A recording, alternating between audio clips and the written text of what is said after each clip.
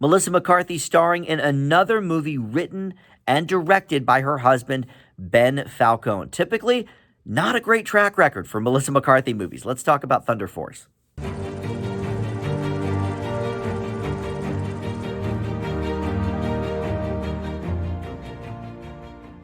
Hey everybody, Dan here. This is Dan Reviews It, and welcome to my standalone spoiler-free review for the new Netflix movie Thunder Force. This stars Melissa McCarthy, like I mentioned, Octavia Spencer, Jason Bateman, Bobby Cannavale, Melissa Leo, among others. And like I also mentioned, it was written and directed by her husband, Ben Falcone. Typically, these are among the worst of the Melissa McCarthy movies. He had his hands all over Tammy, The Boss, Life of the Party, Super Intelligence he didn't write, but he directed. That came out last year.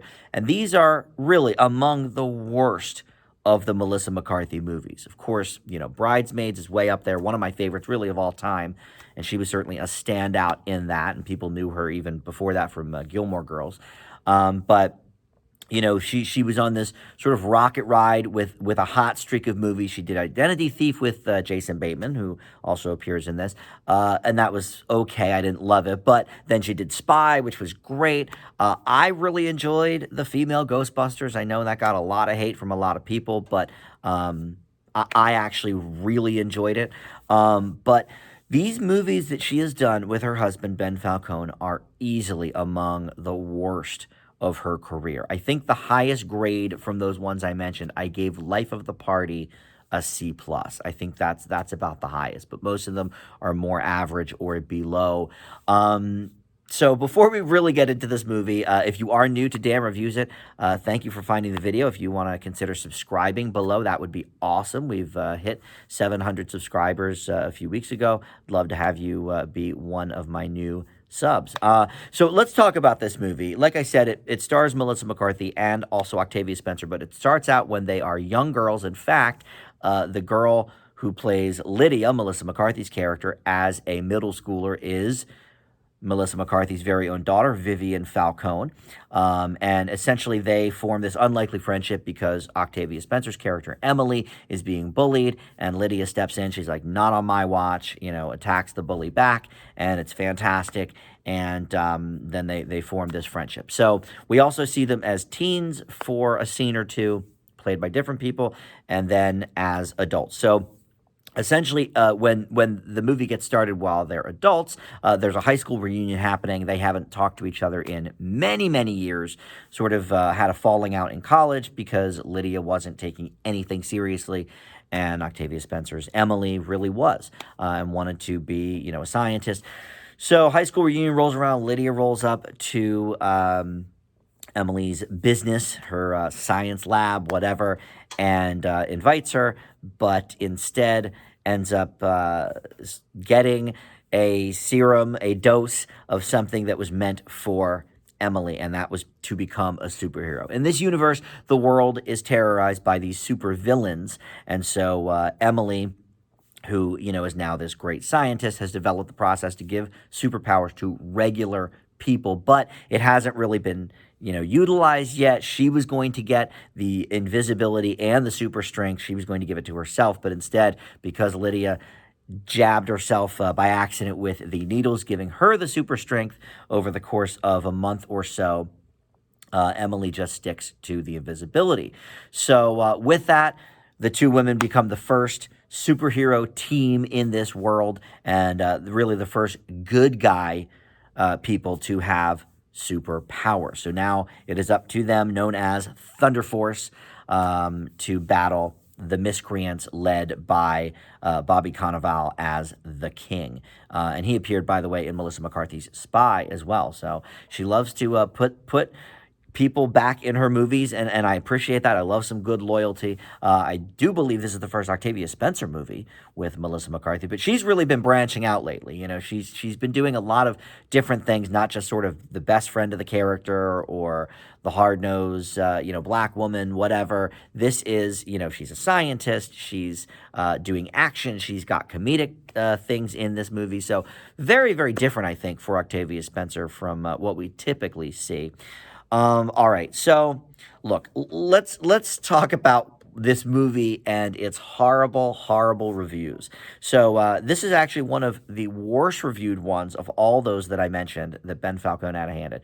25% from critics gave it a positive grade, and 23% from audience. That is very low. Usually a movie like this, it's sort of dumb humor.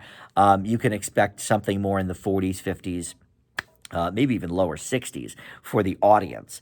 Not surprised by the critical review, but here's the surprise. I actually kind of liked this movie. Of all the Ben Falcone joints, this is my favorite.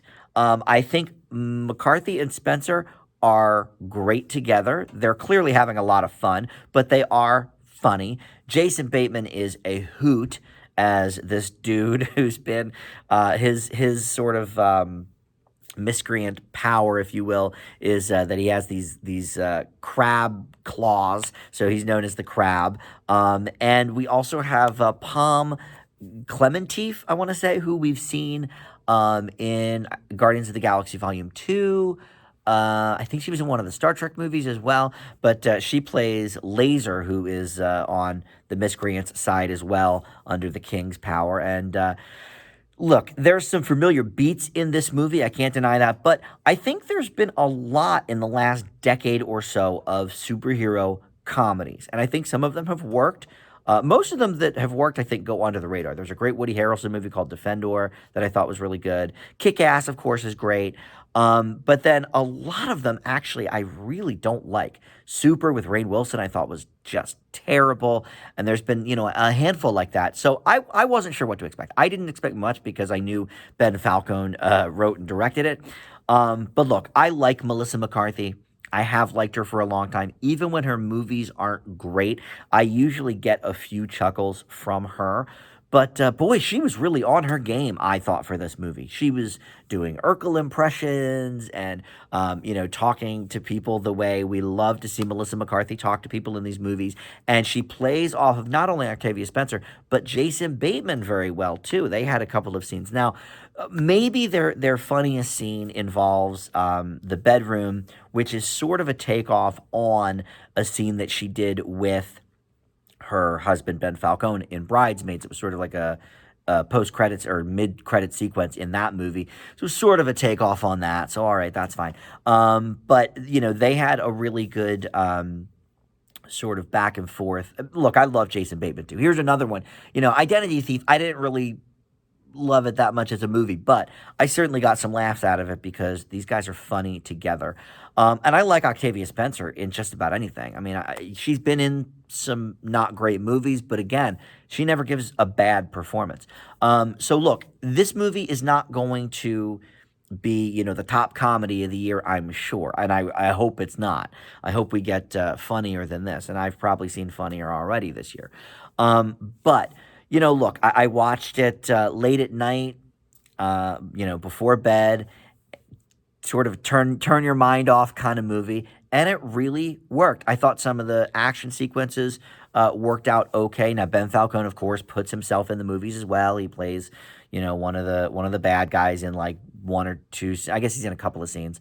Not to give spoilers about what happens to him, but he does end up in a few different scenes, but sort of doing a running gag, and he's okay. But I think for a sort of silly action comedy, you could certainly do worse than Thunder Force. I read some of what the critics had to say on Rotten Tomatoes just because I was shocked that it's so low, and I just don't agree with a lot of what they had to say. So this is not going to be up there with McCarthy's best. It's mildly average. I'm not saying it's amazing, but for the Ben Falcone, Melissa McCarthy jams together, I think this is the best one we've had yet. I leave Thunder Force with a B minus. Yes, some familiar action sequences. Yes, some of the humor. All right, we've seen Melissa McCarthy doing it before, but I think the premise is fun, and I think these guys are clearly having a blast with these roles. So there you go. No regrets on this one. B minus for Thunder Force. That's going to do it. Thanks so much for watching, and we'll see you next time. Bye.